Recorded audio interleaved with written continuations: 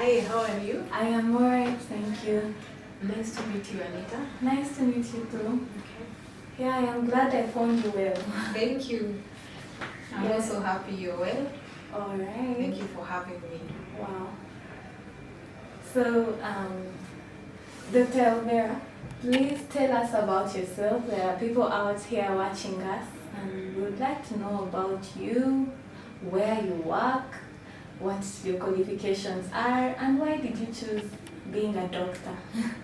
Okay, so as I said before, I am Dr. Elvira. I work here at Coptic. I have a bachelor's in medicine and surgery. That's a 6-year course. Basically, you become a general practitioner after graduating.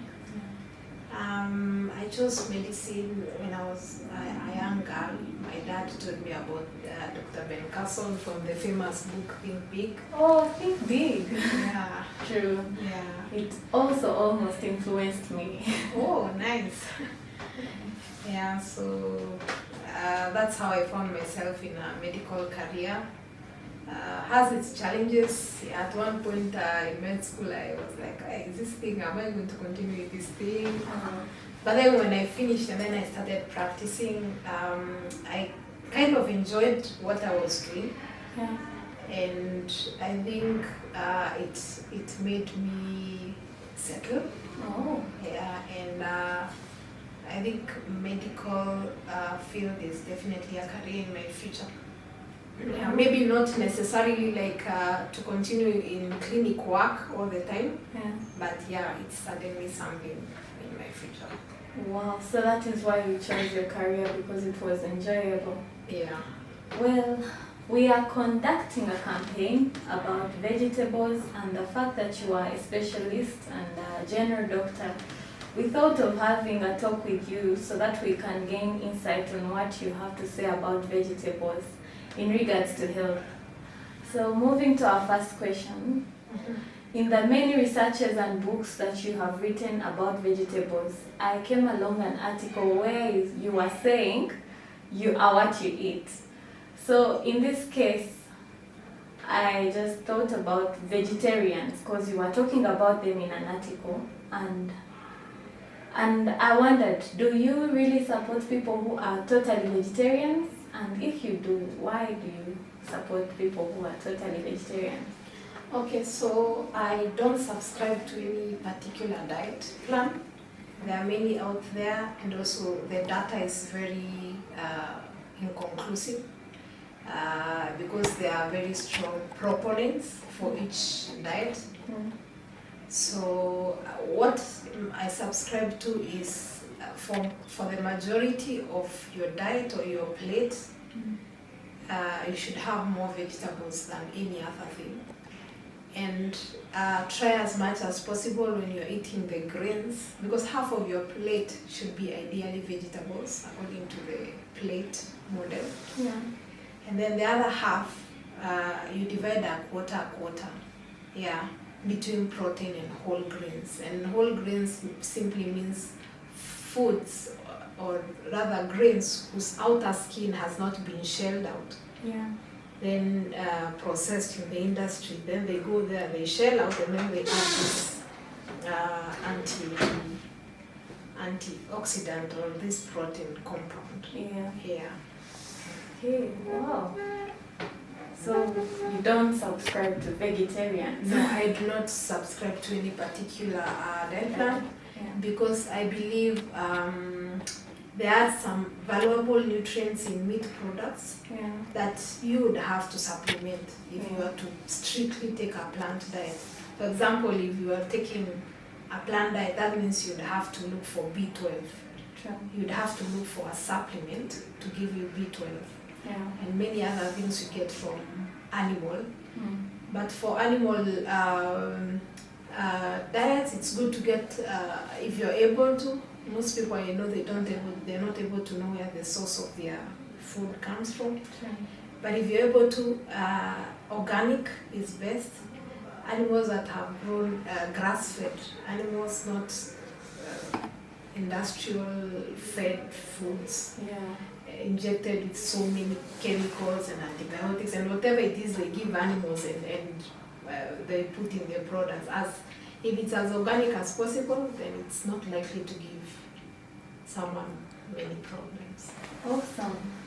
So, and in your own opinion, what do you think is the lifespan of people that take more vegetables compared to people that don't take more vegetables?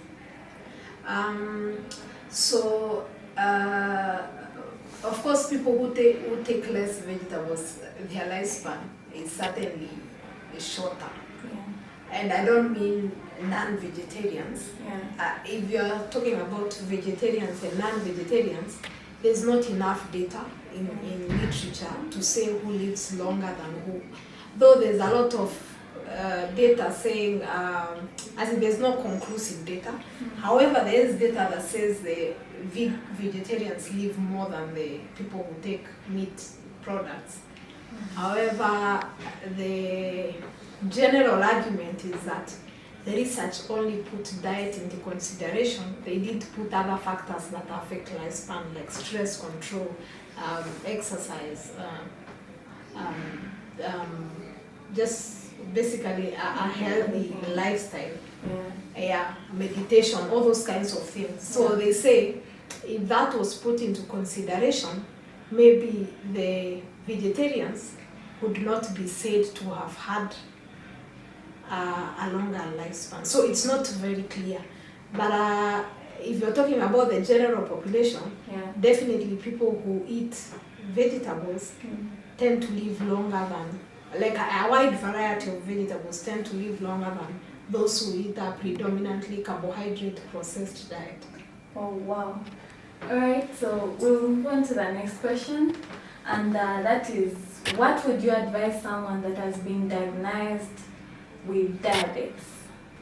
How can they deal with that and the diet? Yeah, so diabetes is, we have type 1 and type 2. Yeah. So type 1 is an autoimmune disease, and majorly meaning it's an immune dysfunction problem where the immune system attacks the cell that is producing insulin. Yeah. So usually occurs in young people, but they also need to, as much as it's like not lifestyle related, diet definitely plays a role in that. True. And for most people who, then there's the type 2 now, the majority of people when they're older, it's predominantly a lifestyle disease. A lifestyle disease. Yeah. So how we were having a patient called Emma, and she actually was diagnosed with diabetes type 2, but she says she changed her diet and things were, her health was improving. So what do you think happened? Yeah, so I don't think that's forceful. That's definitely true. That's definitely true. Yeah. Because even the mechanisms underlying the disease is just lifestyle problems, where there's obesity and poor sugars control, where like there's people taking very highly processed foods, so there's sugar spiking up in the bloodstream. Like it raises the sugar so fast in the bloodstream, leading to insulin being very, very high. Yeah. And over time that leads to insulin resistance. Okay. Yeah, so when you're able to control that with your diet, you're able to regulate with your diet how insulin is being released in the bloodstream. That in itself is helps to like relieve the disease. Oh, so in this case, what vegetables did Emma take probably? As a rule of thumb, you don't take just one vegetable, you take as many. Yeah. And all types of vegetables. All of them. All of them. Wow. Yeah. Well, what I thought about fruits and the sugar content that is in fruits, you know, people usually say sugar is found in fruits, so it might be as well dangerous. So clarify that, please. How is sugar in fruits different from the processed sugar? Okay, so sugar is sugar, whether in fruits or whether processed. Yeah. The only difference between processed sugar and fruit is that fruits have more than sugar. The processed sugar is just plain sugar. Yeah. So fruits have things we call phytochemicals or phytonutrients. Yeah. Chemical is just chemical. Phyto is a Greek word to mean plant. Yeah, sure. So there are these plant chemicals in these fruits, in the skins of fruits, in their fiber, that are beneficial. And there are also other nutrients like vitamins and that are not found in the processed sugar. Yeah. However, the effect is the same since they both have sugars. Yeah. They both have the ability to spike. To spike means to just simply raise blood sugar levels in ways that are not helpful for the body. Yeah. So even when with diabetics, you tell them to take fruits that are like low glycemic means when you eat them, the blood sugar level doesn't rise up so fast. It rises steadily. So even with fruits, when you're taking them, it's important you either take them with a diet that you don't just eat them alone and that's it. You take them with a food maybe that's high in fiber, so that when the sugar is being released to the bloodstream, it's not like being released so fast, so high. So the sugar effect is constant. Okay, so the fiber foods include? The fiber foods are like the complex carbohydrates, vegetables, especially vegetables are high in fiber. So you can have a fruit maybe with your lunch instead of eating a fruit in isolation. Because of the effect on the blood sugar. Sugar is sugar, the body doesn't know it's sugar from. The only difference is the nutrients in the fruit. Wow, I now see. Yeah. So then, what vegetables can a person take to improve things like indigestion, bloating, or gas in their body? How can someone control that with vegetables? Yeah, all vegetables are good, but if you have bloating issues, it will be better to take the ones that are not very acidic. Cabbage is good, all sorts of cabbage is good, purple, white, whatever. And then also broccoli is good, cauliflower, just basically all types of vegetables as long as they are not acidic. For the people who have those issues of heartburn, they say they have hyperacidity, that bracket of people. So what are the acidic vegetables? Let's see an example. Like ginger, garlic. They are very good. They have very good compounds that are disease fighting. But if you are somebody who struggles with that, for the short term, it's a good thing if you avoid them. Then when you are better, you can go back to them. Well, there are vegetables that are usually said to be they detox the body. So what vegetables are those? I don't think I would love to use the word detox for my explanation.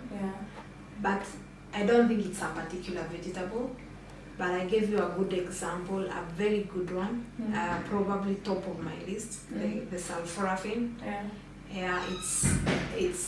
It really does a lot because of that ability to trigger genetic pathway, change DNA. That in itself, you see, it's eliminating benzene from sort of a detox, quote unquote. In which vegetables do we find that? The cruciferous ones, the radishes, but majorly broccoli sprouts. Broccoli sprouts have more sulforaphane than broccoli itself. They're just baby broccolis in layman's language. There's also cauliflowers, and even the purple cabbage has some sulforaphane, but the highest amount of sulforaphane you get in the broccoli sprouts and the broccoli themselves.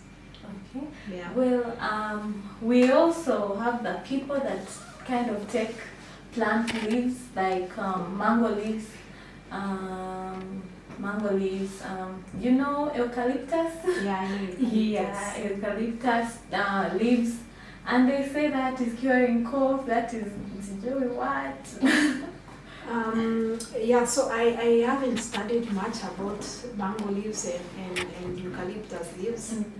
I think those fall maybe in the world of alternative medicine, which I don't have that vast of knowledge. Oh, I think that's the herbal side of that world, like herbal. Wow. We've come to the end of our interview, and Dr. Elvera, I'd like to ask you whether you have some parting shots for the people that are watching us.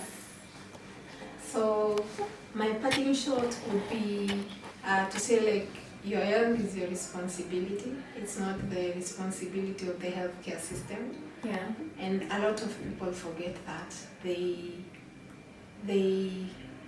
think that it's the healthcare system, is the doctors with the answers. But what they don't realize is that we don't have even cures for chronic diseases. That's why they are chronic. That's why people take medication their entire lives. There's so much